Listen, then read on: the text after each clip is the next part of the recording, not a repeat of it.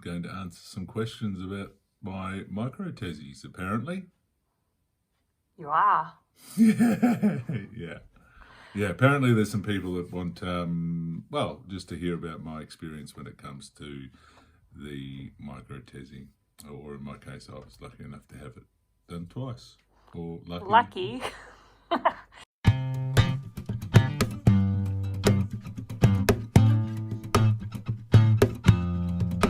right, I'm going to ask the questions. All right. So how did you prepare for the procedure, both physically and mentally? Leading up to the procedure, I was actually spending not a great amount of time, like maybe 10 minutes, 20 minutes a day. I'd be meditating and just thinking about the sperm that would hopefully be there. In the lead up to my first MicroTESE, we didn't know whether we had sperm. The only indication of that is I'd had one found in a fine needle aspiration. So this was like the Hail Mary for us. And with regards to other preparation, I was using gel ice packs in the lead up and afterwards, very, very important afterwards. And I think rest was a big one. I actually took a couple of weeks off work as well in the lead up.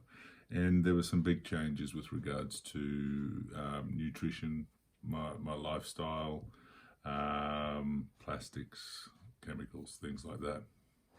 And you took supplements too, didn't you? Yeah. There was I sort of created a sort of package of supplements for myself with regards to me being plant-based and the supplements that were going to actually help or have been known to help increase the possibility of sperm, and if they found sperm, the quality of the sperm. Mm-hmm.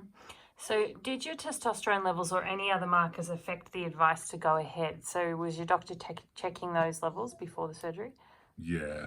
The doctor was looking at things like my FSH, follicle stimulating hormone, LH, and the testosterone and estrogen levels.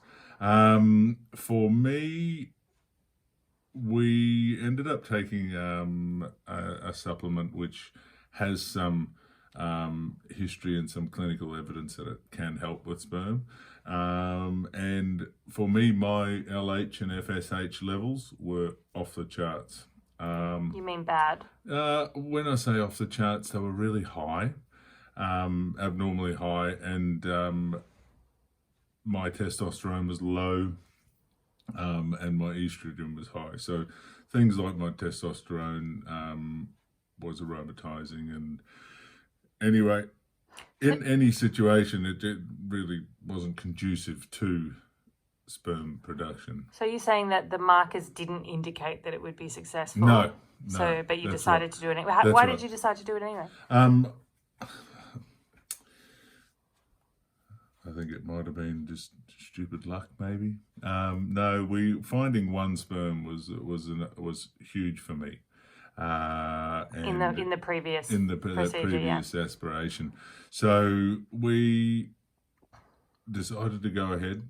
No matter what, my numbers changed a little bit in the lead up, though it came down to just before the surgeries were getting shut down, and I ended up picking up a spot, the last spot basically, and we really didn't have enough time to think about anything else. Then the numbers didn't really matter. We just needed to get in and get it done. And you always talked about it as like, just give it a go, and if it doesn't work, we'll move to the next thing. So regardless of the markers, that did take me a little while as well. So I think those markers weren't indicative of actually what was going on.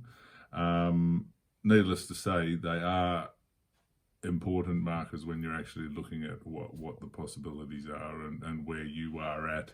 Your doctor was still confident you should give it a go. Yeah, so 100%. That was probably 100%. What helped us decide. Yeah, 100%. The doc was confident. It just said please just give me a go at this. So, So how long was the operation each time? I'm lucky enough to have had one of my testes removed with my cancer. So, albeit like our chances were halved when it come to finding any sperm. So, it was still 3 to 4 hour procedure. I believe. Obviously, that's anaesthetizing you and sedating you, and then going through the procedure, which is done under microscope, and they really have a good look at the tubules in the testes. Yeah, and I had to wait quite a while to pick you up. Waited a lot, It yeah. took quite a long time to come around Yeah. after the surgery. So, Yeah. so I remember I think I didn't even pick you up until like 5 or 6 o'clock that night. Yeah, I was there for a while. And you went in very early. So what was the pain? It took all day. Basically. Yeah, it was a long time. I allowed the whole day, and yeah. Yep. What was the pain like?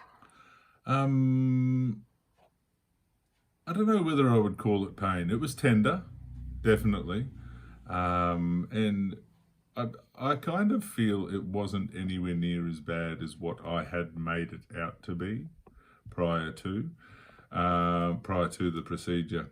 And just thinking about how much, well, just even thinking about what was going to happen was enough to send me off on a tangent. The thought of it was worse than the actual experience. 100%. Yeah. So this question says, my husband is having this done in February. What was your recovery like? Yeah, good luck.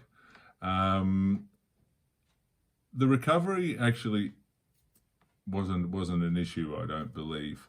The preparation, if it's February, the preparation is actually the most important part, that lead up to that procedure. Afterwards, I could walk around gingerly. I was icing regularly with a gel ice pack.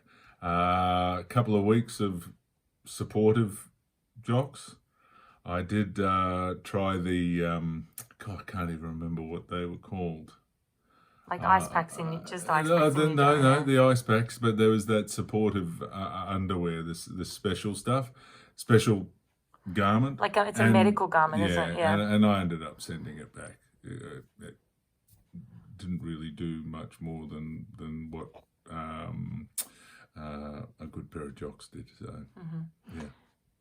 So how much sperm was, well, actually, did they get the same number of sperm from each operation? Well, that was quite interesting because we were prepared to, that was meant to be my only one shot, that first one. And Laura had managed to gather together 31 eggs.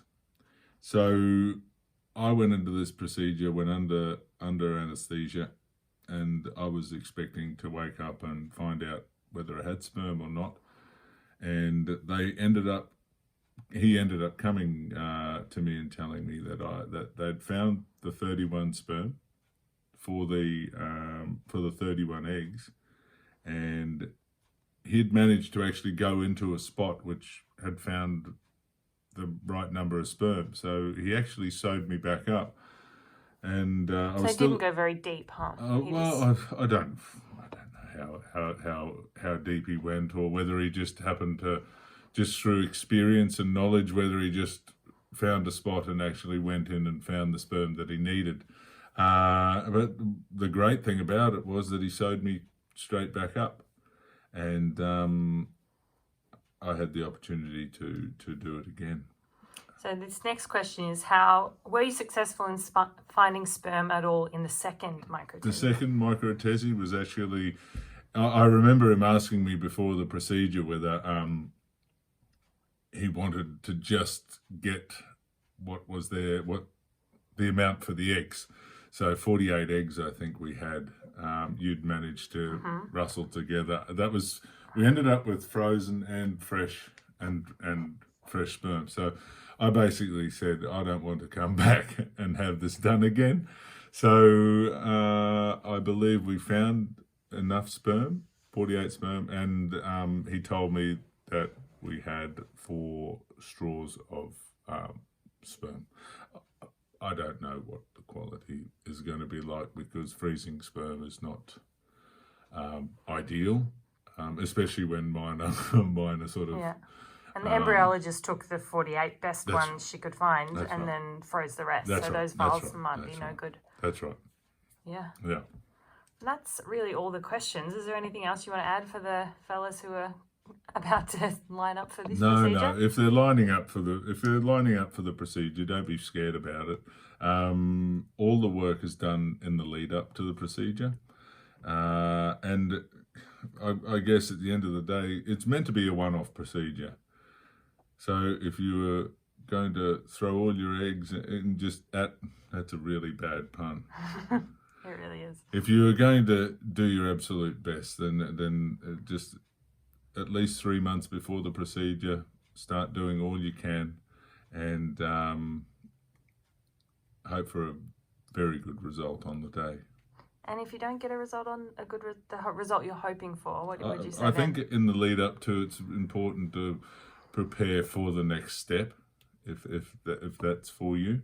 And for me, if there was no sperm on that first procedure, I'd sort of prepared myself that I would be moving on to probably the next step, which for us could well have been donor sperm. Yeah, you were really hopeful in the lead up to.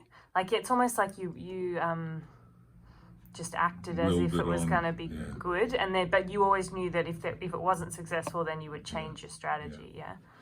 I kind of I don't know. I remained positive through the whole thing. I think I told you more often than not. I said I don't know why I know. I just feel that this is going to be a good result. And you were right.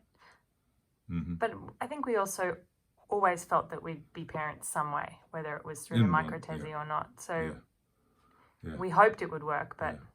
I'd already taken on a heap of kids throughout the world anyway. Yeah. The events that I work at. Yeah. Yeah. That's all the questions.